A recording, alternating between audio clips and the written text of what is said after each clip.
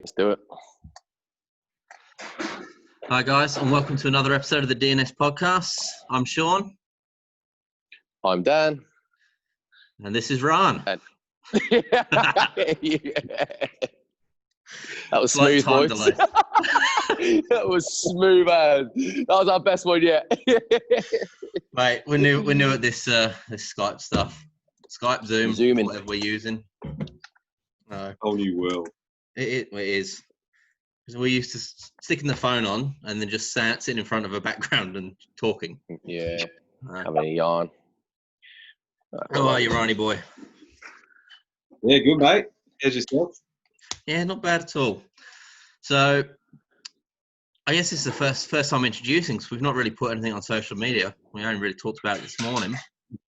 But officially welcoming Rahn, Mr. Deuis himself, to the DNS team. Welcome, Rahn. Thank you very much. It's Pleasure official. to be here. It is. So Rahn is our... You sure you want? Our yeah, we're very sure. Our strongman representative for the DNS Strength Collective team, along with Chrissy Boy, who's our CrossFit representative. So, how did you get started in strongman, Rahn? Well, I'll have to go back a fair while. I mean, I've always kind of done strength training from about the age of 17 or 18 on.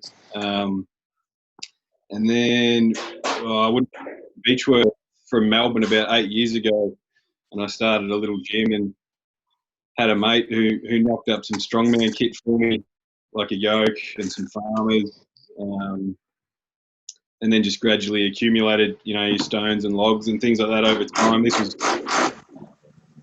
pre-stand or submit days, so I was using was fairly rubbish back then, but you use what you get your hands on. And then about... Hang on a sec, Ronnie boy. Hang on, mate.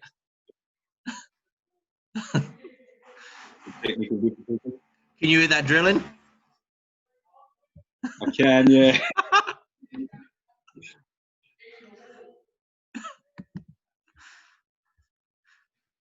Hang on, let me unmute that. Good to go. There you go. Sweet. So, yeah, sorry. One of your mates knocked up some kit for you, and then drilling started. Yeah, and I over time I just accumulated equipment. It was sort of pre-middays, so it was all pretty rough.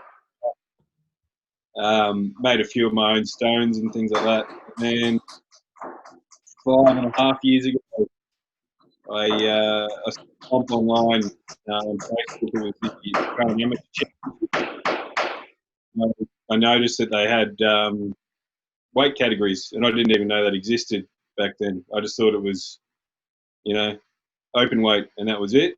And I saw under 90s there, and I thought, I've got all that equipment. I can probably have a go at that. And, signed up for the comp and kind of haven't really looked back since. I've just loved it. So, yeah. Nice.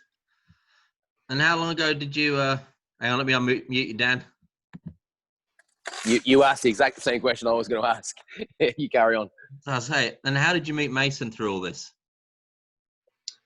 So my first interactions with Mason would have been,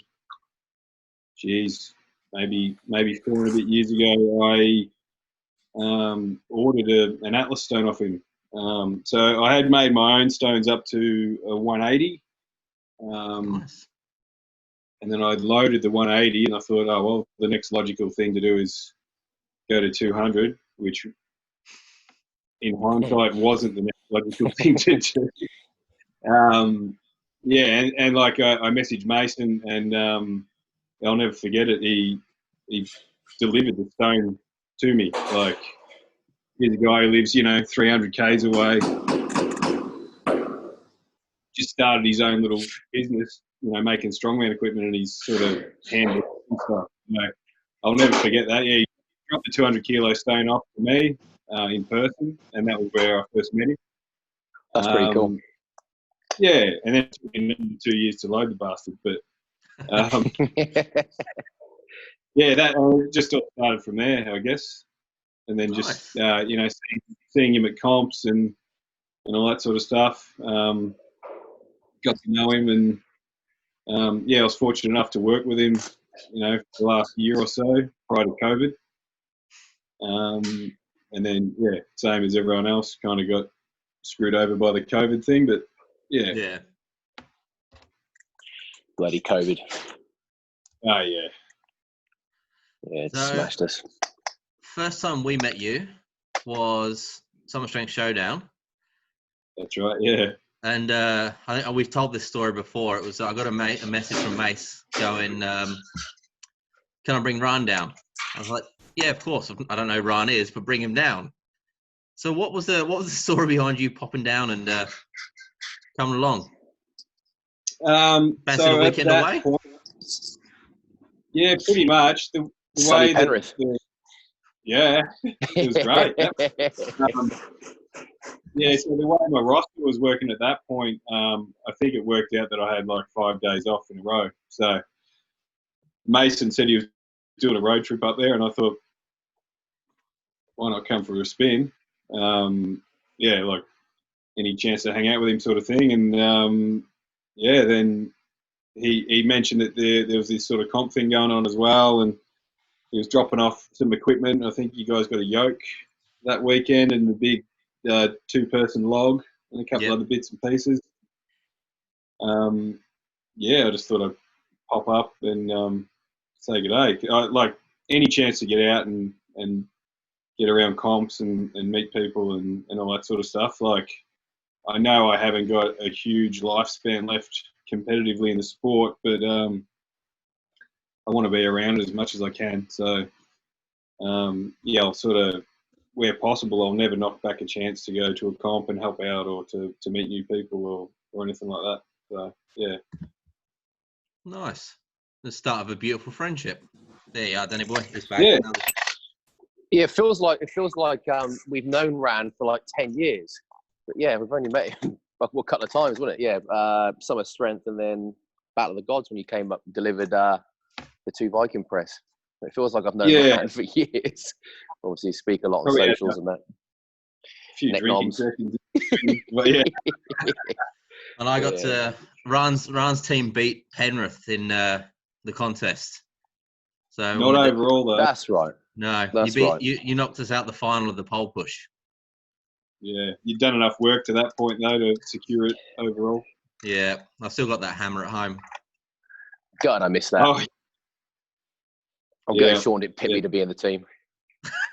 I didn't make the cut, Rahn. I didn't make the cut. Actually, no, I think I was away. I didn't get selected. I'm in training. I'm ready for the next one. I only made the cut because I picked the team. Yeah, I've got to get back to the drawing board. That was good fun. That was a lot of fun. It looked awesome. It was mental. I'm waiting for the footage. Mate, I think a few people are. One of our boys, Paulie, hit me up. Like, have you got any footage from that? No, mate, I forgot, to be honest. What's that, of the contest? Yeah, the only sort of stuff at the moment is the Jujimufu little YouTube thing he did of it, which I usually watch that from time to time for a laugh. It's pretty funny. Did Mace get it all cammed up? Did he record all of it, or did he get some professional guys? Yeah, I think he's been so busy. Like he's waiting for the time to be able to, cut it all and put it all together in a package. But even like since coronavirus, he's gotten busier. Like he just never seems to have any time. Can imagine. Where he could things. Yeah. Well, he's helping out at Tyson's new place. He's there quite a bit, and that place looks like an absolute palace. Strength palace. It's mental. Do you see the videos this morning with everyone on the forklifts and the bobcats moving equipment? Oh yeah, bit of OH and yes action going on there. That was great. I'm looking forward to seeing that place. It looks amazing. Yeah, it looks amazing. That'll be on your road trip list as soon as soon as the borders open it back up, I imagine. Yeah, Absolutely. as soon as we're allowed to, we'll be down. Yeah. Hurry up, COVID. What was your first comp, mate? So it's been what? How many years did you say? 8 years? 5.5 years since I started competing. My first comp was Australia Day. 5.5 years ago, whatever. Is that 2015 probably? And it was the Australian Amateur Championship. So there was under 80s, under 90s, 105s, and open weights. And at that point, it was like the national title, I guess. But there wasn't really a qualifying process at that point. I guess the field was that sort of. Oh, you there, Ronnie boy? Come back to us.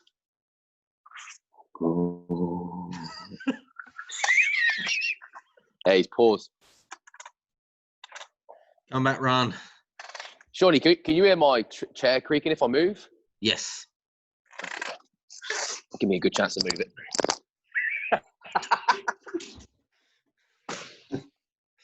Oh, it's going to be a great one.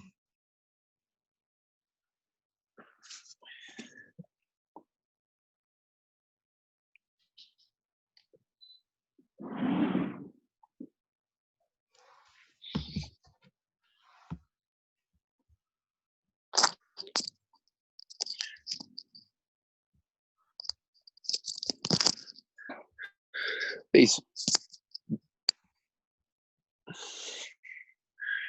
technology. I think you've paused as well, Shawnee. No, I'm just keep sitting still. No, you're...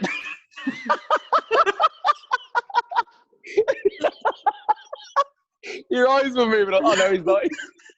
He's just in a look of disbelief.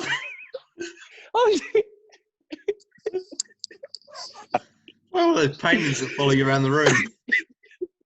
I was like, oh, Shawnee's. Well, so far, so good. Fucking hell.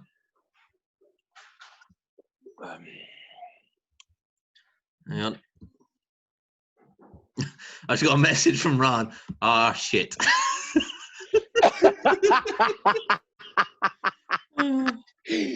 Oh, mate. Yeah, he's gone. He's dropped out. Whoop. He's out. Oh, hang on. Here he is. Oh, here he is. Hey! Sorry. We're back. My internet just dropped out, so I've just had to hack into the mainframe and just hotspotting it from a phone. So hopefully that holds up. We'll see how that goes. Well, the funny thing was when you were gone, Sean was sat very still, but I thought he'd frozen as well. But he was just sat very still. So I thought we'd all gone frozen. I thought you were all just really concentrating extremely hard. No, I was talking shit for like 20 minutes. Oh, beautiful. Oh, well. Good old technology. We heard up to there's no qualifying process. I'm not sure what happened after that. Yeah, so back then, I guess the fields weren't as deep as they are now. As I said, I just literally saw the competition advertised on Facebook, and I thought, I've got all that equipment, I'll give it a go. And I think I messaged the guy running it, George, and I thought, I better find out, what the weights are and stuff, and make sure I won't embarrass myself. And then I think he released the weights not long after, and I thought, I can do all that. I'll give it a go. So, yeah, and it's been probably the best thing that I've done, to be honest. Like I love comps and things like that, but I love meeting people and hanging out with mates and all that sort of thing. That's probably the biggest part about strongman for me. Definitely.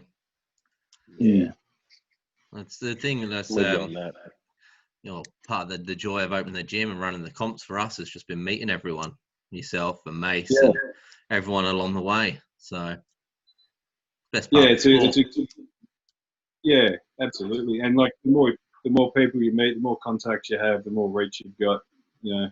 Yeah. I've got friends from overseas and stuff that they'll be friends for life. And if I hadn't have ever done that first comp, I'd never ever know them, I guess.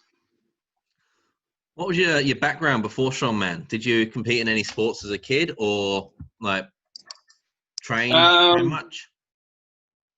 I grew up as a skinny kid, and so I took up training to that, and then I pretty well stayed skinny.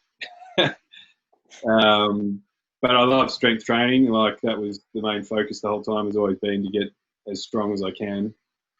So yeah, I did that probably from the age of 17, 18 on, which is a long time ago. Yeah, and in between there, like it's always been a squat, press, deadlift kind of thing. Had a bit of a run at CrossFit, which I was terrible at because I've got no ticker. And like found that, Shawnee. Yeah. Yeah. Never again. Yeah. You want to see levels. very unfit fat people try CrossFit? Watch that video. Jesus Christ. It's hard. I mean, I love it. Like, I love the methodology of it, and I find if it's programmed well, I reckon it's fantastic. But I just wasn't suited. My willingness to hurt for long durations isn't there. I'll happily hurt for a minute and a half, which is perfect for strongman. But beyond that, I'm a bit of a quitter after that. So, and then through CrossFit, I started bringing in some of the Olympic lifts, which have early on were a big reason probably why I was successful in strongman in a lot of categories. I might not have been the statically strongest guy there, but I could generally move pretty well. And from that, I've kind of worked pretty hard in the last 5 years on bringing my static stuff up to meet it, which has been good. I do love watching your... Go, Danny? No, we're like around the corner. I was going to say the squats come up, the deadlifts around 300. So you definitely got a decent level of static strength in your armory. Yeah, it's come up well, and like it's all been through trial and error, and like I see my train, like I've probably 4 months out of my 15 years of training, I've coached myself, and there was sort of like a 3 or 4 month period where I had a coach, which was great, and I learned a lot of stuff, and then I went back to coaching myself, and then literally the last month, Dan, you've peaked my squat for me, which has been fantastic. Like, I hadn't really not a lot of methodology behind it. We just go heavy multiple times a week. Daily max squatting, eh? Yeah, and like, you know, the lead up to that has just been 3 months of like high volume, sort of low. Yeah, a lot of tempo, pause work.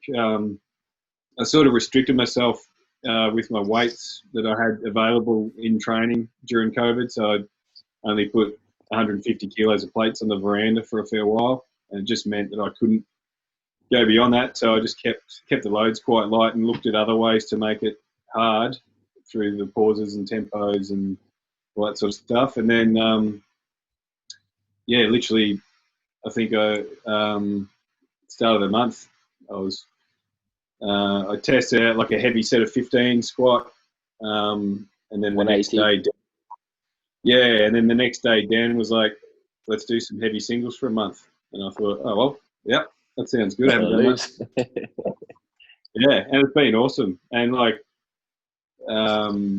just to see a different style of running a program and stuff like that. And I'm always open to everything. I just see it as you're an experiment to yourself, and that's one of the love about it. Like, something doesn't work, you can it, but if something works, you've always got it there for later on. Absolutely, definitely. What's because you've got Team Deuce bags. What's your methodology around coaching and programming? Like, how do you approach things? So I'm a very sorry, I can't stop this from beeping.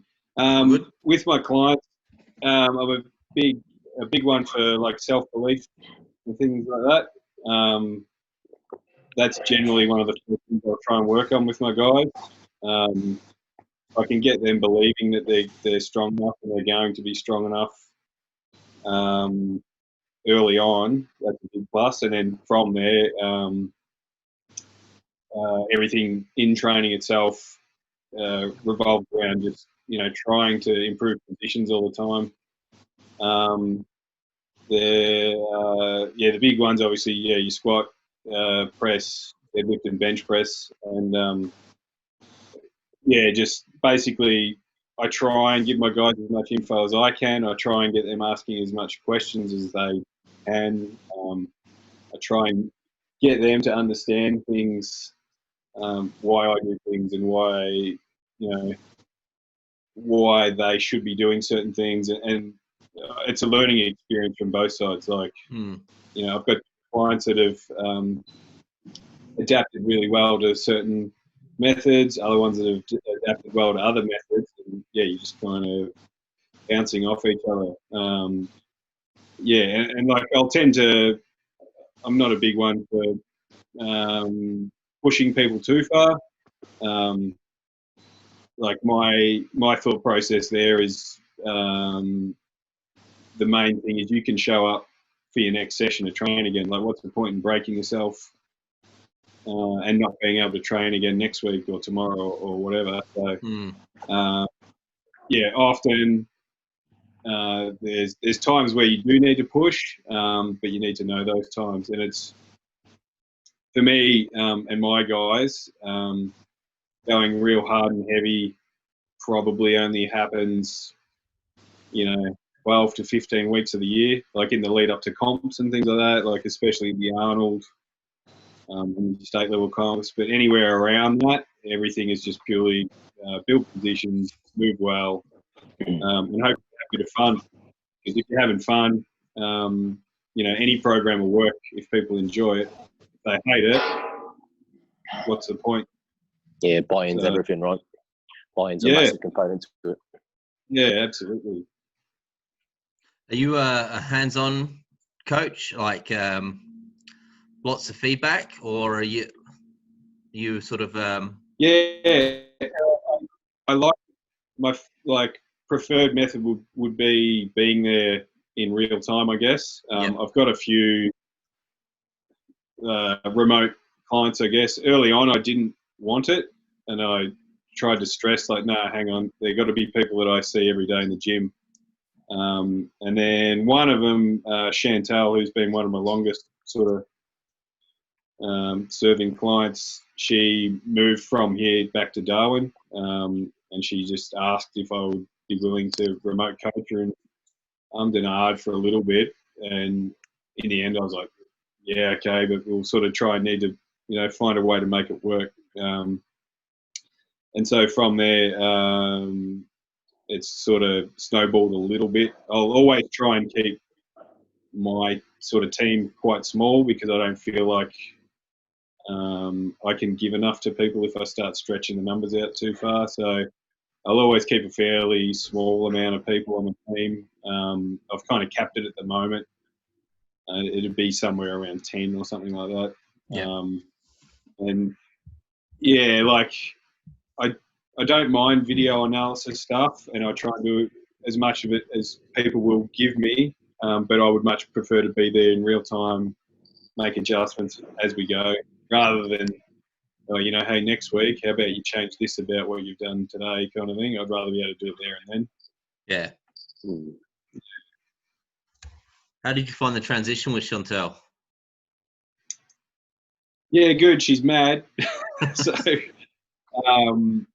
there was never any, she's very motivated. There was never any issue with worrying about whether she would complete the program or anything like that. Like whatever you put in front of her, she's going to do, and potentially more.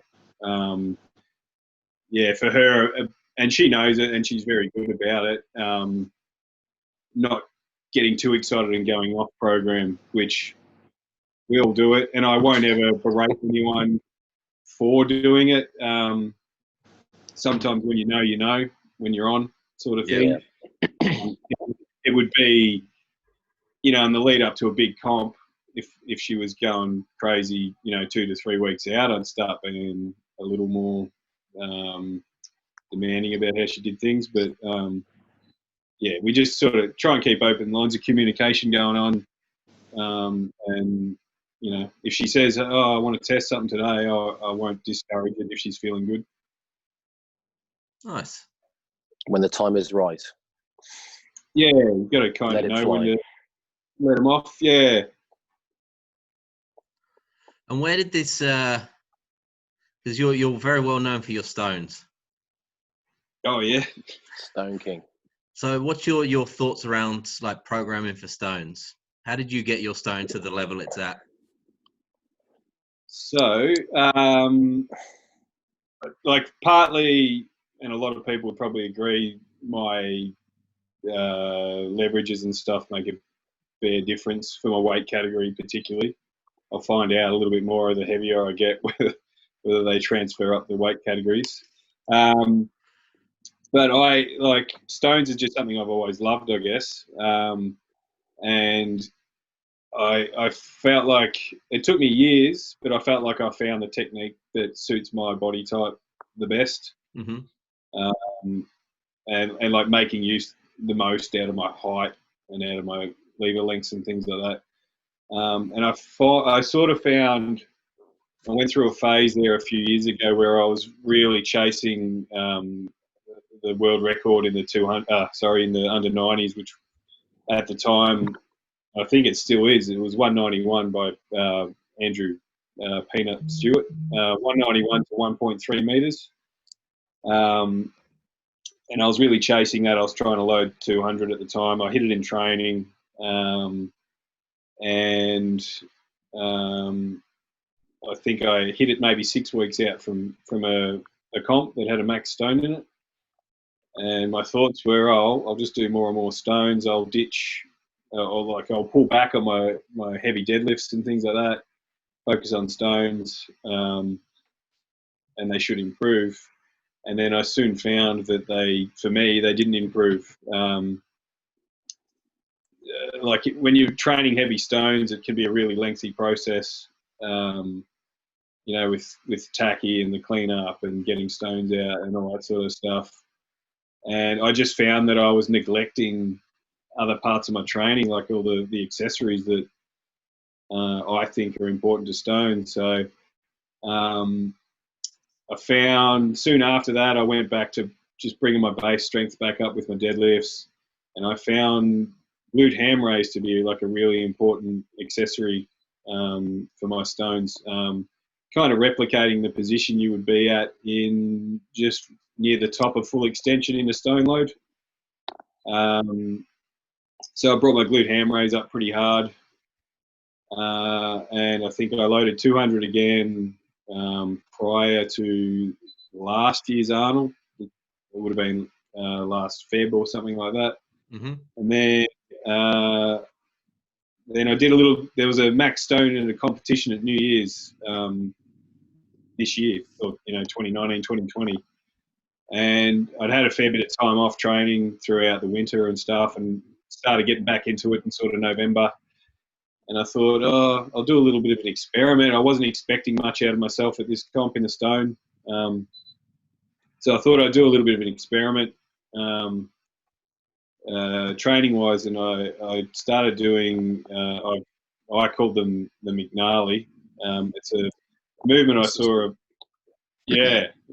a guy called Zach McCarley doing a couple of years ago, and it's basically loading a barbell, placing a Swiss ball on top of it, grabbing around it like it's a stone, and just doing like almost explosive sort of front raise, and it trains the same positions as your extensions in the stone. And so for 2 months, I just did McNally's. I did safety bar Anderson squats, and I did glute ham raises, and that was it.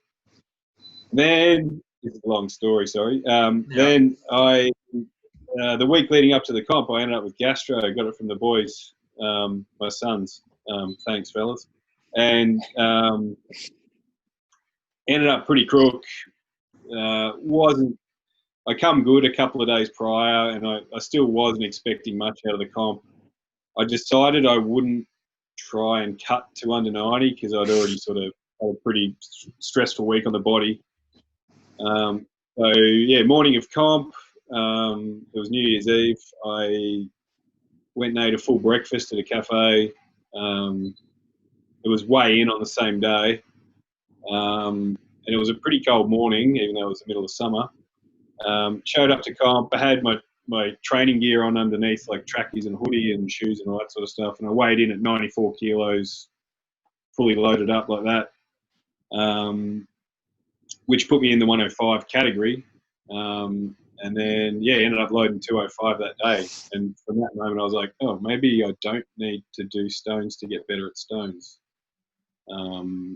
There's just all those bits of the puzzle that you sort of work on and put together. And I find if you find your deficiency in the stones, like strength-wise, as long as your technique's quite solid, if you can find your deficiency, whether it's the lap or the extension, it might be the first part of the extension, it might be the top. There's accessories you can do that will bring those parts of your lift up. Obviously technique has to be pretty good to trust that kind of program. And it might not work for everyone. I know guys like Big Luke Reynolds, he's big on volume. I saw him doing something mental like 140 for 10 reps of stone extensions. And then I saw him just load the easiest 200 kilo stone last night. Yeah. So, everyone's a little different. And that's the whole thing with my coaching. Like, I'll try and get feedback from everyone as to what works, what doesn't work, and we make adjustments from there. Nice. What was your journey in stone loading? What was the first time you attempted a stone? What weight was it? Yeah. What were you capable of when you first started? The first stone I loaded, so I bought a 3-pack of stone molds they were hybrid stone, I think it was off the Rogue website, like 8 years ago. And it was a 35 kilo stone, a 55 kilo stone, and an 85 kilo stone. And I think, first stone I loaded was 55 kilos. It fell hard. And now you're at 205? 205, yeah. And hoping beyond now, now that my static strength has come up again. Adding I'm really excited to see. Excited to see how that transfers over. Yeah, adding a fair bit to back squat.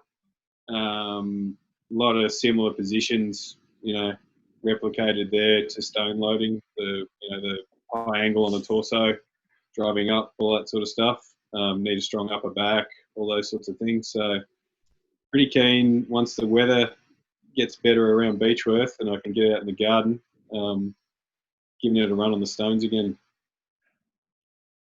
I'm looking forward to that. Beautiful part of the country. 220. Beechworth. Yeah. Yeah, good part of the world. Ned Kelly country. Yeah. Ned Kelly. Is it? Sorry, Tony. You go. It's like a countryside sort of area, like a country town. Yeah, pretty small population, like 4,000 people. We're right in the middle between Wangaratta and Albury-Wodonga, so near the border, near the snowfields. It's like maybe 50 minutes up to places like Mount Hotham and stuff like that, Buffalo. So technically you're New South Wales?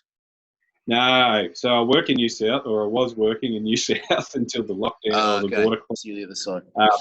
I'm in, we're in the shithole state. It's, it wasn't brief. How far are you from Castlemaine? I know I've done the trip. I say I've done the trip. I've made Jess drive the trip a couple of times. But it's about 3 hours from here. 3 hours to Mace? Yeah. Oh, so you're 3 hours from Mace? Yeah. It's a nice drive, though. I used to drive it weekly, and I loved it. I used to go down and do half a week at the Stand or Submit compound with Mason. But yeah, then COVID kind of stopped all that going on, which he ended up getting busier, but I just couldn't be there. I had to kind of homeschool my young fella, which made it difficult. How did you find that? Oh man, I was ready to headbutt the wall. Oh yeah. I mean, you just make do, I suppose, with what you can, and hope that something sticks with him. Like, it was hard. I shouldn't complain though, because I guess I just had the one, and he was only in prep, so I guess it would have been people with multiples in all different. True. So, when it all kicked in, he was only a few weeks into school anyway, so it wasn't a huge adjustment for us. But I reckon it would have been a lot harder for other people. I was ready to climb in the back of Dan's work van. Go away in there. Not an easy task. Hats off to all the teachers out there doing it for 30 kids at a time. It's pretty crazy, isn't it? Yeah. So what's next for you, mate? So I asked Luke the same thing last week, but we don't really know. But what goals have you got in terms of your lifting right now? Well, I'm just trying to push my way up into the 105 category, which, like, for how much of a pain COVID's been, it's actually been pretty good for something like that. Like, I was able to concentrate pretty well on my diet while being stuck at home the whole time. So, push up into 105s. I don't know how competitive I'll be. I'll try my best. All things going well, we've got the comp down at Mason's at the end of the year. Hopefully that's enough time for things to settle down a little bit. And I'll be, attempting to qualify for the Arnold as a 105er. If it doesn't happen, I'll just have to lose 15 kilos and go back to the 90s. But I'd rather not. Like, I feel infinitely stronger. So far, like, since lockdown, which happened the week of what was supposed to be the Arnold, I've put on 11 kilos and feel infinitely better for it. So, I've got I'd like to put on another 5 or 6 and get to just over 105 before December, which, see how it goes. Like, I'm not too sloppy at the moment. I was going to say, what did you do? Like, what did you eat? What was the process to put on that 11 kilos? Because I'll go out this weekend, I'll put 11 kilos on like that, and I ain't going to look like you. You're going to go from D cups to E cups.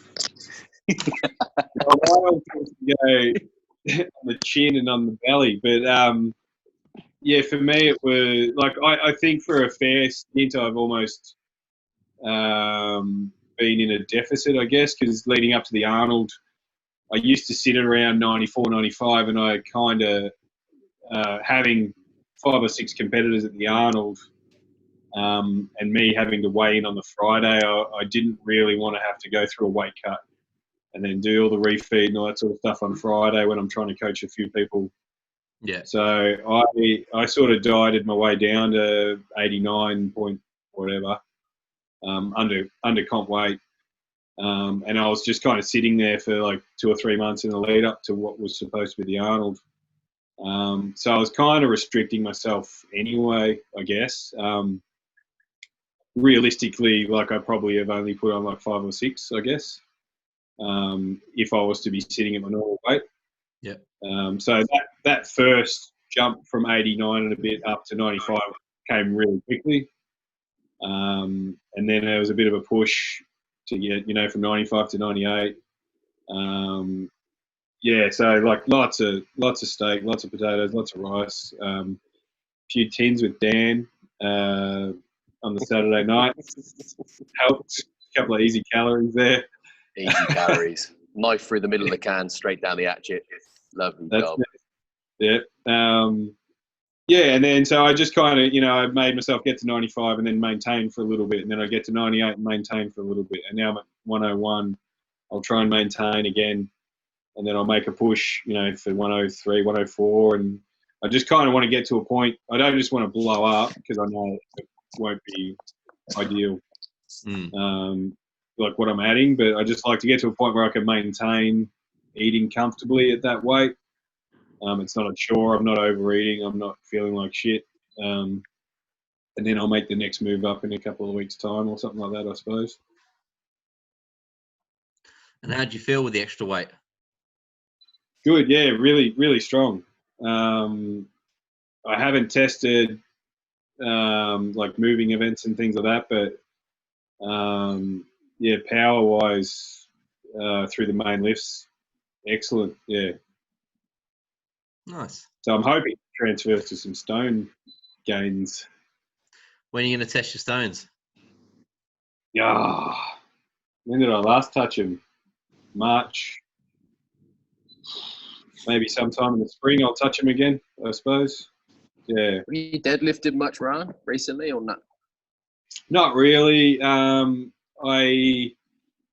the way I was running my training, I would squat volume on the Monday, and then on the Thursday I would do like some lighter paused tempo stuff or snatch work, or like some variation, like snatch grip 1 1/4 were in there for a little bit.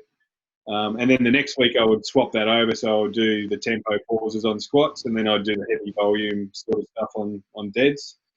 And that all kind of peaked the week that I squatted the 180 by 15. I was supposed to do like 20 floating deadlifts from a small deficit at 200, and I got to 17 and my heart gave out. And then since then I've had something going on with my lat, so I haven't really pulled heavy since then. Squats have been fine, and I've been happy to push them up. Once the lat sort of thing goes away, I'll get back into pulling heavy. I'd like to see what the transfer has been from bringing up the high bar squat into a deadlift. It would be interesting, yeah, definitely. Mm-hmm.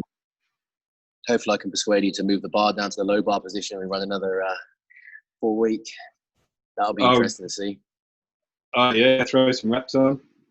Throw some on, yeah. Little low bar, 80 max. All right. Yeah, I'm in. Here we come. We do it. Sweet. Yeah, done. I'm happy with it. I just want to experiment. Low bar, slap the wraps on, and then get your butt down to Penrith, and we'll hit 300 in the mono. 300 on the mono. Yeah, mono will be a bit nicer than this downward driveway that I've been. walking back with 260, nearly fell off balance. So is it? It's on a bit of a decline, is it? So as you unrack, everything's going forward. Yeah. The 260, I think I showed you. I was back on the heels pretty hard prior to making the descent. Still making it work. Yeah, it's all part of the fun. What bar were you using, mate? Because that had a load of bounce in it, that 260. That was a Rogue Power bar. So really? Meant to be a stiff bar. Yeah. Certainly taking a bit of meat out. Taking a bit of meat out of the back over the last few weeks. Yeah, the wide bumpers certainly don't help. But I'd like to learn how to use that whip. It's not how I squat at the moment though. But anyway. So one of the things we do with all of the DNS athletes is we give them an athlete inspired T-shirt, which we'll be releasing. So what's your style, Rahn, other than getting a flannel printed on it? Yeah, we got to do a Rahn flannel. We'll do a Rahn flannel. It's a great idea. Yeah, I'll get some flannels done. Oh, geez, you put me on the spot there. Sorry, I didn't say Chris, partial to a Melbourne Bitter. I like the Melbourne Bitter logo, so maybe in the Melbourne. Something based around Melbourne Bitter. That's a good idea. Yeah, maybe if the bosses are happy with that. Yeah, I'll send it off to Joey. Joey, if you're listening, DNS in the style of Melbourne Bitter. Beautiful. And my brother does some of our designs for us, so I'll stick him on it. Yeah, like the Lord logo. The Lord. The Lord one was great, mate. I've still got that shirt. Yeah, What's that? It says Lord, but it's in the Ford symbol. There's a design. Who is the Lord? How did he gain this awesome nickname? So the Lord is one of my training partners. He's 59 at the moment.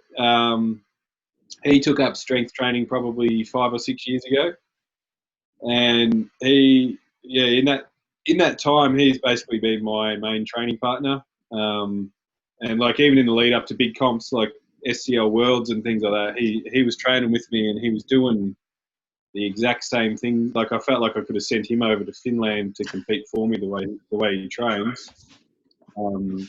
He's an amazing man. Yeah, he's pretty well known in strongman. Great bloke, do anything for anyone. And he just found something that he loves. Like he lives for strongman now. So strong as an ox. He'd be around the 90 kilo mark, and he pulls 220 for triples and things like that. With 5 years of strength training under his belt, like I always think, if he had found this stuff, 30 years ago, what the hell would he be? Kind of thing. Yeah, but yeah, great bloke. So he's done a few comps. He was actually our coach at the contest. And I think the Lord thing came about. I might have written his name on a comp sheet at Iron Revolution as Lord Wilson. His name's Andrew Wilson. And from there, he's just been called the Lord ever since. The Lord. And he always talks about church. He always talks about church on a Sunday, which is, I think, depressing. But yeah, he's a good man. He is. I spent that about 5Ks at the Share the Load walk just chatting to him. Yeah, that's right. Real nice dude. Yeah, he's a great man. Do you boys plan on doing another one of those? Oh, no. Sometimes I think if I could get a wheelbarrow and just walk off into the distance again, then probably wouldn't do it again. For how long I kind of paid for it afterwards. I don't think it's. Yeah, it would take another charity type thing to do it again, I guess. It was well worth it for the cause. That was insane. What was the journey? How many Ks uphill? So we went 100 Ks, pushing 100 kilo wheelbarrow each, Mason and I. It was last September. So from Beechworth, and the last 26 Ks of it are up Mount Buffalo, up the mountain. So it was pretty hard yakka in the last few days. Went through some pretty fun conditions. Had almost blizzard-like conditions on the last couple of days, which made for some fun times. But great. I'm so glad I did it. It's an old Beechworth legend, I suppose. Like at the museum, as a kid growing up, you go to the museum and you see this sort of display about these two blokes that one pushed the other guy up Mount Buffalo in a wheelbarrow, and they put a bet on it. He bet the other guy who couldn't sit in the barrow for the duration, and the other guy bet him that he couldn't push him the entire way. And I think it was like a 20 quid bet, and they both completed it. And the checks never got cashed. And when I moved back to Beechworth 8 years ago, I was like, I'm going to do that one day. And then, last year with Mason, we were just talking about it, and he said, when are we doing it? And I said, oh, that's awesome. Yeah, let's do it. So, September last year, I think the 1st of September, we set off. It was an 8-day thing, which was what we tried to just stick to the original story. It took them 8 days, and the way it panned out, we had a really good support crew. Lloydus and Lord Wilson and another guy, Scotty, helped out. What's going on here? Stoltman? Sorry. Did Stoltman go down? Stoltman and Eddie Williams were down there as well? Yeah, we had Luke Stoltman and Eddie in the barrows for day one, which not the entire day. It was just like maybe 500 or 600 meters. And man, Eddie stuck his arm out the I remember that side of the barrow. selfie. His arm must weigh 40 kilos because I nearly tipped the barrel. With it. Massive weight displacement. Big human. Actually, he's actually right behind me. Stand a bit closer there, Eddie, on there. Oh, yeah, there he is. Yeah, great man. Like, both of those fellas were just the two perfect. Like, if you were to pick two guys from strongman that would sort of suit that cause, like, those guys are perfect. Yeah. Yeah, I haven't met Stoltman. I haven't met, was it Tom Stoltman? Luke. That was Luke, that one, yeah. Luke, the older one, yeah. No, I've met Eddie a few times, and he's a champion bloke. Real nice fella. Yeah. And it seems to be the trend through the whole sport. Like, you know, it's pretty rare to meet an absolute flog in strongman, I think. Yeah, I remember That's for sure. for the share the load, Mason. Where's Dan gone? Come back, Dan. There you are. Yeah, my batteries. Keep going, Sean. I'm gonna get my charger. All right, mate. So Mason goes, "Do you want to have a go on the wheelbarrow?" I'm like, "No, mate. I saw what happened with those boys. I ain't gonna do that to you." Eddie, yeah, Eddie, Jesus. I thought if I have to push him up the mountain, that just wouldn't happen. He is a giant man. Well, my girls still remember that day because Mason showing them the drone. Are you gonna get a drone? No, I'm not gonna get a bloody drone. I'll crash it. $500 stuck in a tree. Yeah, that's right. There's some good footage to come from that. Danny, make sure you ain't got holes in your shorts, mate, because I saw straight down your. Down the barrel. You get to see me in my towel every day, mate. I do. There we go. I'm on charge of the shot. I'll turn the volume down a bit so you don't get the echo upstairs, mate, because we're right around the corner. There we go.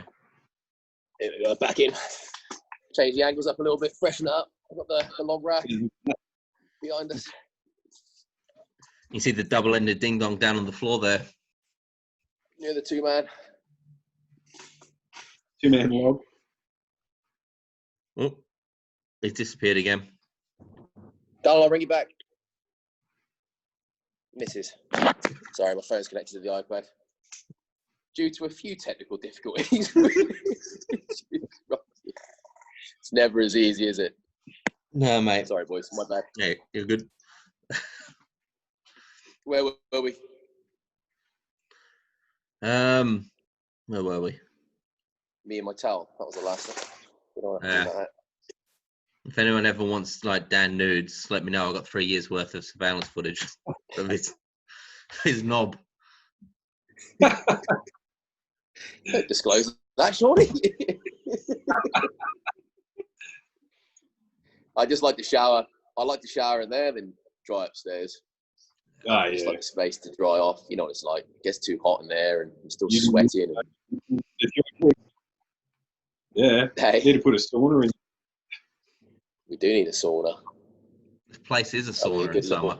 Oh, to be fair, Ran, it is a sauna 8 months of the year, and it gets roasted in here. Down in sunny Penrith. That's for sure. So what's happening with you? So you're coaching out of CrossFit Albury Wodonga at the moment? Yeah, so I started there just over a month ago. So good little crew down there. Got Cara, McKinnon, Jamison, and Jack are the coaches there at the moment. And they've kind of let me slot in, which is pretty cool. So huge facility. And what they've done, they've separated the room basically down the middle. And so one side of the room, there'd be like 400 square meters just for CrossFit classes. And then on my side of the room that I operate out of, we're just running like a strength program. So, yeah, and the whole idea is that it can kind of be interchangeable for people if they want to come over, do a cycle of strength, go back over, do some CrossFit, you know, to see if things improve, if the added strength, you know, brings improvement to their CrossFit performances. So far, so good until the border closure. So yeah, hopefully that kind of eases when things settle down and I can get back over there. But yeah, loving it at the moment. Yeah. And you used to, did you coach or co-own? How did you say it? Vela? Valeo, yeah. Valeo, thank you. Velour, that's fucking fabric, Sean, dickhead. Velour. Sounds like a disinfectant, mate. Yeah, so co-owner there were three of us in on that one there for a few years. That was in Wangaratta. That looked like a really cool place. Yeah, awesome. Had a really good setup there. Had a fair bit of Mason's kit there, which, as you boys know, adds a lot to a gym. Yeah. So that all finished up last March. And then from there, ended up sort of working with Mason for that year. And then just headed over to CrossFit Albury Wodonga last month, which loving it until Gladys shut the border. Good old Gladdy. Gladdo. Well, what's the weirdest thing you've had to make at Mason's? What's the most unique bit of kit you've had to build? Oh, I couldn't go past the machine that he was that he built for last year's or for this year's Arnold. Yeah, that thing was insane. And was that the pulley? Was that the pulley still? Yeah, so there was an arm over arm function on it, and there was Viking press on it as well. I mean, it was 8 meters tall, probably 10 to 8 meters long. It was huge. It was like basically built to make the Wheel of Pain look like a toy, I guess. It did. And it was pretty disappointing the way it all petered out with the lead up to the Arnold and coronavirus stopping everything. But in the end, I think it was a chance that the Arnold was going to run again out at the compound. And in the end, I think it kind of worked out for the best, because that thing needs to be unveiled in front of, hundreds of thousands of crowd. Not just 500 people at an outdoor gathering kind of thing. It's the most amazing thing I think that will happen in strongman for quite a while. That bit of kit, that was months and months, years of planning, I think, from Mason, and then months of building. And that was probably one of the funnest periods of my life, was building, helping to build that thing. That's sat in the compound now. Still sat there. Yeah, and it's all pretty much ready to go. And they worked around the clock in the last few weeks getting it finished. And again, probably worked out for the best, because now it allows him a bit more time to, even add to it, I guess. And I've still got the scar from it. Yeah, you come down and did a bit of work, hey? You copped a bit of a burn there. Yeah, mate, I burnt myself. I didn't realise he just finished welding one of the wheels. And picked it up, and my finger stuck to it. So as I pulled it away, it's taken that bit of my... Yeah. Keep going, Shorty. Well, mate, easy. Mason's old man is a legend, because I'm sat there grinding things, as I've been shown to do. And he comes over and looks at us. Okay, I'm not sure I'm doing well or bad here. Your head just... Neither. I love his old man. He's an absolute god, Andy, or Big Al. Yeah, I love my time working there. If I was a kid and the timing was right years ago, doing an apprenticeship or something under someone like Andrew with blacksmithing would have been amazing, I reckon. He's got so much knowledge, and he just loves teaching people. Real good guy. Awesome. He's a blacksmith by trade, Mason's old man. Yeah, pretty good one too. Awesome. And Mason's background, he's a engineer. Yeah. Good little comp there. Yeah, it's a good combination. Good little team there. If anything that kind of needs creating, and you guys know it, you've had your Hercules hole put together, and 2-person logs and all this sort of, between the two of them, they will find a way of making something that doesn't seem possible become possible. Yeah. Pretty amazing company.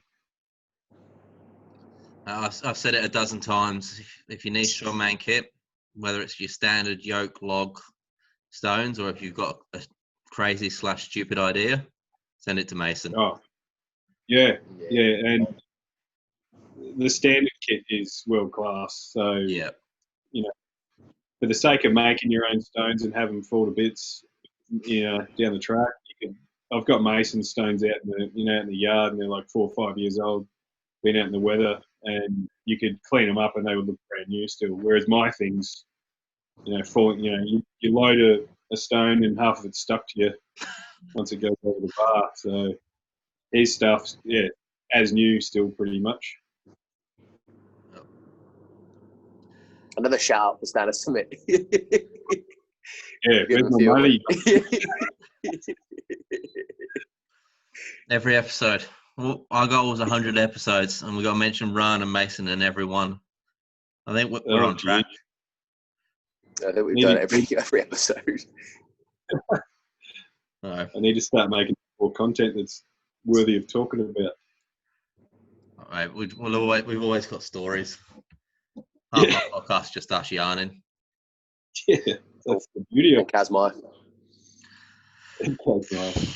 Bloody hell. Grinding on the pizza. You're going to leave that alone.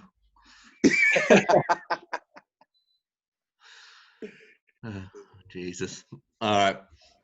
So, if people want to keep up with the Irani boy, what's the easiest way to find you? Probably on the gram, I suppose. On a Saturday night, neck nominating.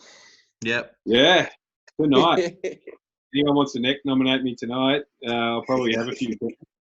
I'll see you tonight then. Just at Deuce Willis, Deuis Willis. Have a few brews this evening. Sports drink. Actually, your neck noms have made me some random international friends and followers. I ended up talking to some dude from Switzerland last week after our neck nom about Ramjacks, the Irish pub song. Oh yeah, yep. We've had people in Europe as well. It's gone all the way to England. Webby's missus is from Slovakia. She sent it over there. We've had some Saturday nights where it's gone worldwide. It's pretty cool. After the first night where you and I don't know how many beers we had, Dan. Too many. Too many. The very next morning, I had Mike Wadango. Like, he just messaged me saying, "I don't know who you are, but I love you." he was loving it. Oh, mate, and then since then, like, I follow him now, like I should have prior, but the podcast with him and Brooker, it's amazing. Like, again, it's that networking thing, like, do something as stupid as shotgunning a can of beer on Instagram, and next minute you found, a podcast. It's a good podcast. Yeah, he's a character, Mike. I got to live with him for 3 months, doing an internship underneath him, and he's an interesting character. Great bloke. Yeah. That podcast. So I listen to you guys on Monday, and then I listen to them usually on a Tuesday or a Wednesday, or I was until I can't drive to work anymore. But yeah. Yeah, have you listened to the Enzo one yet? The Enzo Amore the same thing. The wrestler? No, not yet. No, I think the last one I finished with was Kevin Love. Yeah, one of his clients.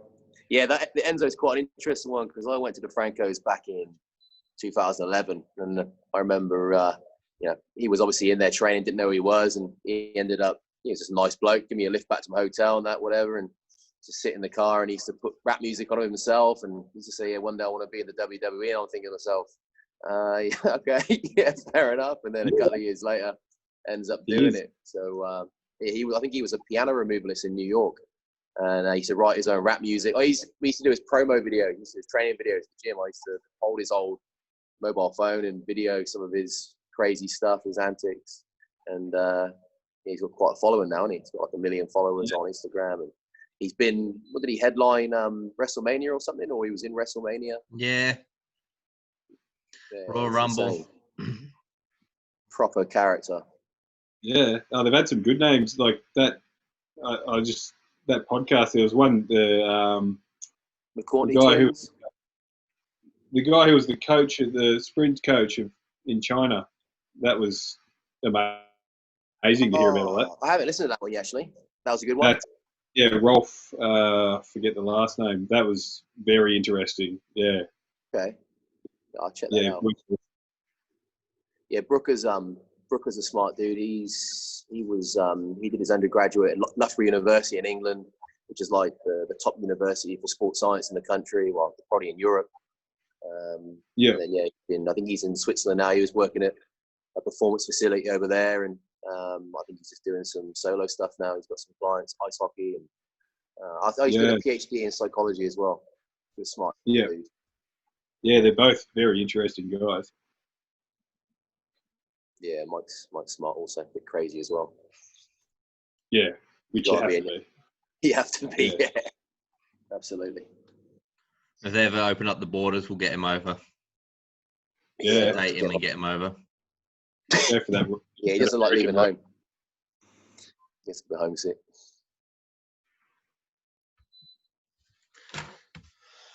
All right, gentlemen.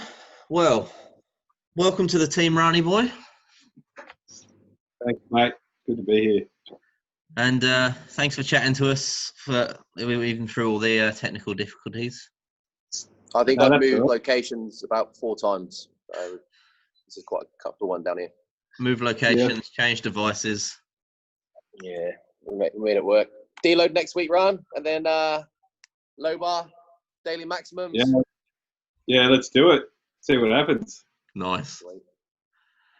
All right, guys. If you want to find us at DNS Strength Collective on Instagram, dnsstrength.com for all your apparel needs. What's yours, Danny boy? For all your steak and mayonnaise videos, at dwally10. And for a once a month post of a photo Dan's taken at Sean 2.0.